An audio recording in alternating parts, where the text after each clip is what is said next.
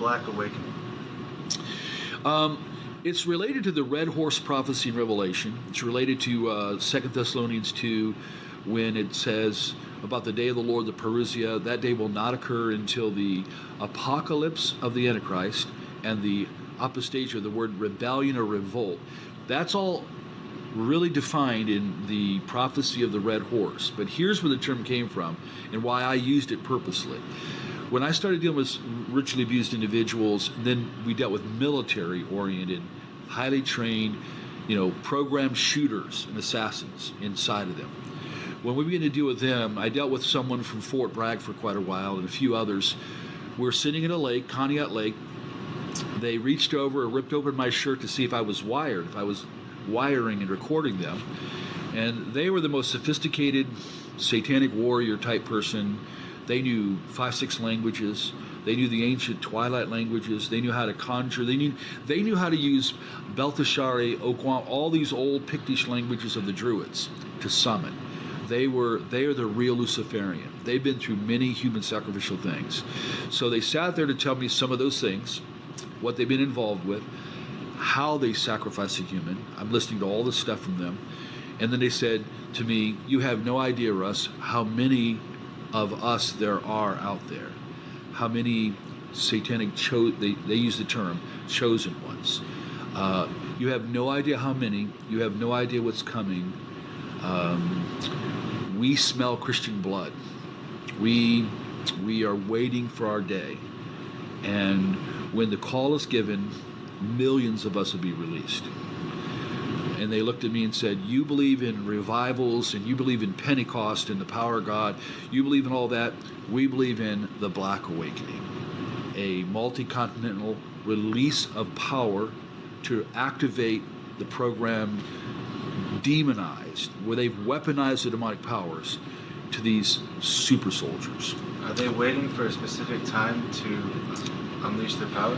Yeah, they are, because they have to do it at the moment the Antichrist is, like you read in 2 Thessalonians 2, that it's caught the echo, the restrainer is holding back the apocalypse of the Antichrist, the unveiling in his movement. So right now he's held restrained. Soon as he who restrains is removed, soon as that occurs, we have White Horse, the release of the Antichrist. Instantly, we have the release of the red. It says the whole earth. Arraign, peace is taken from the whole earth, and all of a sudden, it doesn't give the details, but all of a sudden, on a global scale, people are released to begin to, and the Greek word is sphadzo, slaughter, begin to slaughter people. It's used of animal ritual butchery to begin to slaughter individuals. That's exactly how they defined it to me back in the 90s. And we've heard this again and again and again. So that scenario fits the Masonic version of chaos before a new order. It fits Father Meridon from the Cathedral of the Black Goat, his book, The Devil's Bible. It fits that scenario too. So some of the oldest, darkest occultists, the idea of chaos first, a collapsing of everything so that a new order can rise, that's all by design. And we've been given the heads up in prophecy, but all prophecy has boots on the ground. It'll all eventually happen.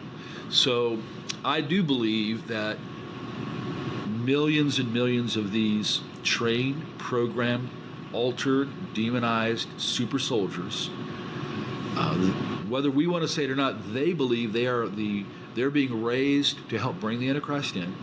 When I was in England just a few months ago, their top guy that deals with SRA, Wilfred Wong, 25 years. So first time I meet him, I pull him aside and I said, listen, you've been doing this 25 years, yeah? I said, you know all about programming and demons, all that? Yes. I said, I looked right at him and I said, Wilfred, why are they here in England? Instantly, he said, they are here to collapse our government. They are here to help bring in and usher in the Antichrist and a new order. He didn't know me. He already knew. That's true in Germany when we were in Germany, when we went to Wedelsberg Castle. That's true in Poland when we went there. That's true in Switzerland. It's true in Canada. So when we talk about our research in 38 years worldwide, there may be well over 100 million generations of them, and if even half, or even if 10% were intact, like say the United States, remember the shooter in Vegas? Look what he did. Look what that guy did. Okay, notice what would happen if 10,000 of them, or like Colorado Holmes, or like Jared in Arizona. What if 10,000 of them were released in 1 week? That's their plot plan, and biblical prophecies ahead of that to say here is what is going to happen, and from that a global monetary collapse, and from that's all that chaos is coming. So Revelation 13, a whole new order with the Antichrist can come. Wow. Scary stuff. Yeah. Can be. It's scary for the world. For us, yeah. We know no matter what. Yeah. Bolden with the Holy Spirit. Yeah. So next question. This is a two-part question. First part: does SRA exist, and if so, how prevalent is it in society today? Yeah, satanic ritual abuse, and I could say it this way: it not only exists. Satanic ritual abuse is inseparably connected to multiple personality disorder. All of society knows since the late 70s, and even DSM-3, DSM-4, those are the diagnostic manuals for psychology. They all know that all of a sudden, multiplicity started showing up everywhere. They call it DID now. So the secular world, they're registering, millions coming in for diagnosis on that. Now, they don't know how to handle the satanic side. So I'm going to tell you just straight out, after 38 years of dealing with it, not only is SRA real here in the United States, that there are millions of victims by design, that there's now generations of them. We deal with 65 and 70-year-olds. They're the first generation. Then we go to 40-year-olds and 20-year-olds. I got 8-year-olds and 12-year-olds we're dealing with. Because if you don't stop this somewhere, they do it to the next generation. That's by design. That's the way it's supposed to be for them. So, but it occurs in selection. It's generational.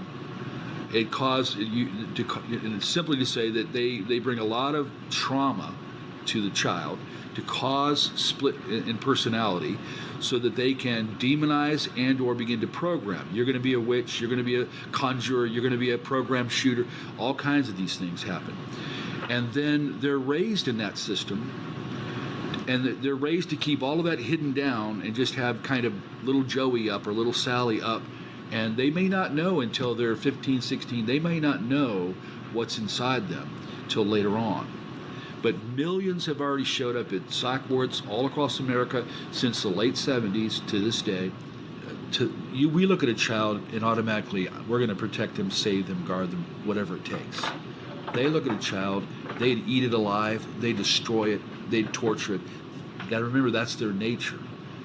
And so if they could show more of their nature to a defenseless child, they love that. That's why some rituals are called demon revels or satanic revels.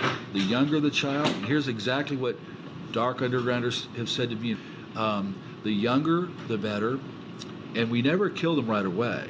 We prolong the torture. Why?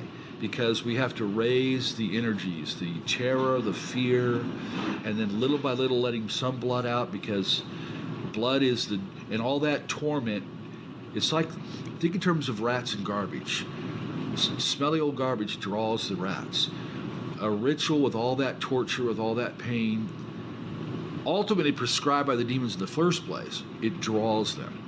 And once they begin to open the blood gate, that's what they attach to in the context ritual. Then when a child or a human is killed, that's when the demons are released to the practitioners. So it's all about their unsatiable hatred of God, anything they can do to harm humanity, harm innocence as an attack on God in a sense. There's no question in their nature, they don't shed a tear. They don't have any mercy. So they'll harm, and they love that as part of the entrance to come into this side. Here's the other side of it. We've been to Canada, Scotland, Geneva, Switzerland, Germany, Poland.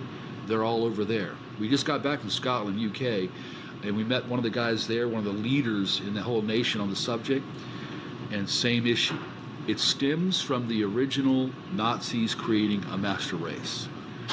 wherever the Nazis went in the early 50s, rat lines all around the planet, wherever you see them going to escape, then you see the rise of SRA. So we need to rename this.